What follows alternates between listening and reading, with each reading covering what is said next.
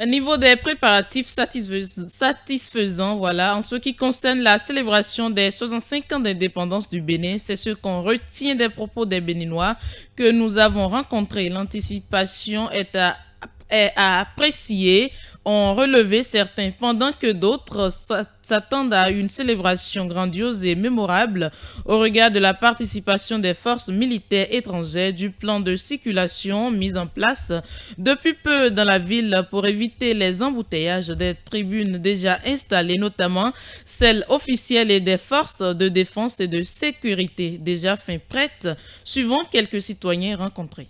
Ne prenant que la ville de Cotonou, nous remarquons que la paix se prépare très bien et que Cotonou a changé complètement de visage. À travers nos artères, à travers la place de l'Amazone, on sent vraiment qu'une fête se prépare. Et ce qui est très important, c'est que à chaque fête de l'indépendance, il y a de l'innovation. Il y a beaucoup d'innovation, ce que nous apprécions très fortement. Ce qui est appréciable en termes de préparation de la fête de l'indépendance du Bénin, c'est l'anticipation.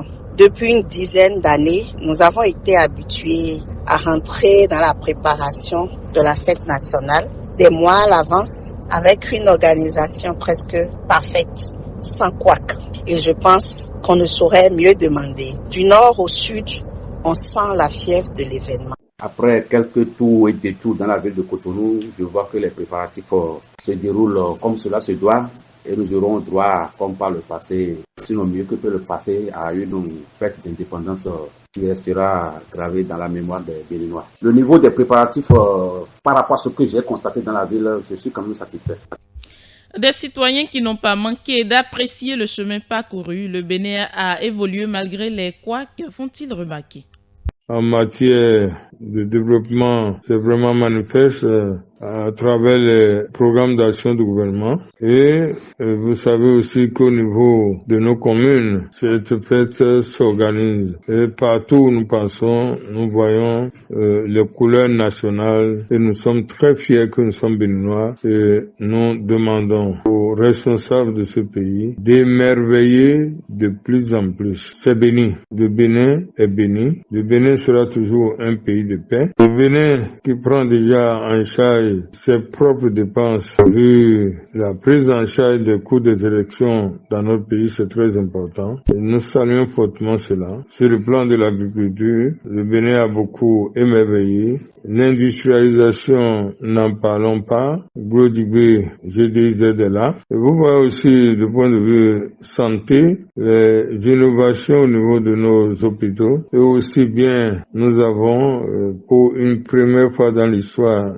du Bénin, un hôpital de référence. Satisfait, béninoises et béninois, rassemblons-nous autour de cette fête, quelles qu'en soient nos sensibilités politiques. Bonne fête de l'indépendance à tout le monde. C'est vrai que je n'ai pas connu les toutes premières années d'indépendance, mais il faut dire que pour la cinquantaine de célébrations d'indépendance auxquelles j'ai effectivement pris part, je pense que les choses ont évolué dans le temps et les choses ont évolué positivement jusqu'au point où aujourd'hui la place où cette fête se célèbre est une place bien indiquée, très souvent bien aménagée pour la circonstance. Nous avons évolué sur ce plan-là et nous avons évolué sur beaucoup d'autres plans. C'est ceux, par exemple, qui n'avaient pas connu Cotonou en 1970, 75, qui diront aujourd'hui qu'on n'a pas évolué. On a évolué. Peut-être qu'on souhaiterait, c'est que, bon, sur le plan de l'implantation des usines de transformation, il faudrait vraiment que pour les prochaines années à venir, que les gouvernements qui vont se succéder là puissent penser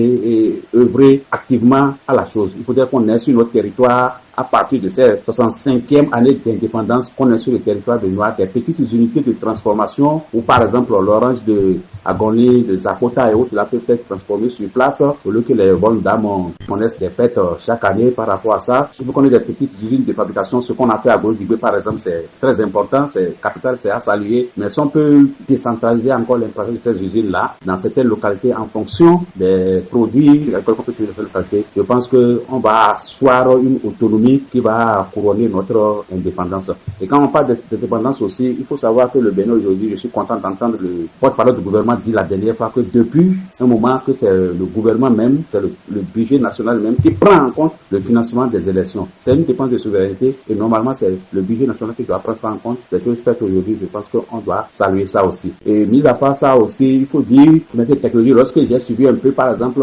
la guerre entre l'Iran et l'Israël, j'ai vu que l'Iran n'est pas appuyé sur les Occidentaux pour pouvoir se défendre. Pourtant, il a acquis la technologie qui lui a permis aujourd'hui maintenant de fabriquer au niveau de son pays des missiles qui peuvent... moi, je ne dis pas que mon pays s'aventure sur ce chemin, mais sur le plan de la technologie, la technologie qu'on peut importer, on essaie de voir comment envoyer les Béninois acquérir cette connaissance-là et qu'ils reviennent dans leur pays pour les exploiter et pouvoir en servir pour le développement et l'autonomie de notre pays dans le secteur donné.